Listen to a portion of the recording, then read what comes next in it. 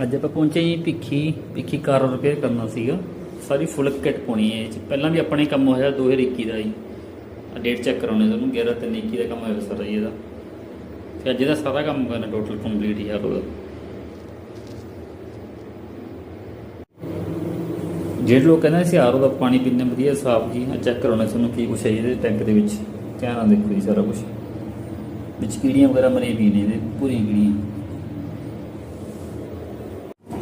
ਆਪਾਂ ਸਾਰੀ kit change ਕਰਤੀ। ਲੈਕਸਪਿਓਰ company ਦੀ kit ਪਾਈ ਹੈ ਸਾਰੀ, ਚੈੱਕ ਕਰ ਸਕਦੇ ਹੋਗੇ। ਤੇ ਜਿਹੜੇ ਸਮਾਨ ਚੇਂਜ ਕੀਤਾ ਉਹਦੇ ਸਾਰੇ ਸਮਾਨ 'ਤੇ ਆਪਾਂ ਡੇਟ ਪਾ ਦਿੱਤੀ ਜੀ। ਇਹ 'ਚ ਸਿਰਫ ਇਕੱਲੇ ਕਿੱਟ ਦੇ ਵਿੱਚ 2 ਆਈਟਮਾਂ ਨੇ, ਉਹ ਕਸਟਮਰ ਦੇ ਸਹੀ ਪਈਆਂ ਸੀ ਆਰਓ ਦੀਆਂ। ਇੱਕ ਦਾ ਵਾਲੀ ਸਪਲਾਈ ਜੀ ਤੇ ਇੱਕ ਵਾਲੀ ਕੋਇਲ ਜੀ, ਇਹ ਦੋਨੇ ਸਹੀ ਪਈਆਂ ਸੀਗੀਆਂ। ਇਹ ਨਹੀਂ ਚੇਂਜ ਕੀਤੀਆਂ, ਬਾਕੀ ਸਾਰਾ ਸਮਾਨ ਚੇਂਜ ਕੀਤਾ ਜੀ ਇਹਨਾਂ ਦਾ।